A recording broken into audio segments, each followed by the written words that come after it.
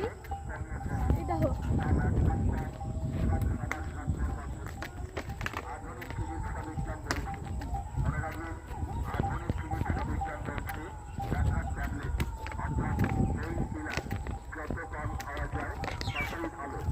কারণ যে কোনো ব্যথার ট্যাবলেটেই কারণ সাইড এফেক্ট অর্থাৎ পার্শ্ব প্রতিক্রিয়া আছে। তাই আপনাদের কাছে অনুরোধ, যখন তখন ব্যথার ট্যাবলেট না খেয়ে আমাদের এই হাতি মার্কা লাল তেল ব্যথার জায়গায় লাগিয়ে দেখুন। এতে যে কোনো ধরনের ব্যথাই সাইড এফেক্ট ছাড়াই।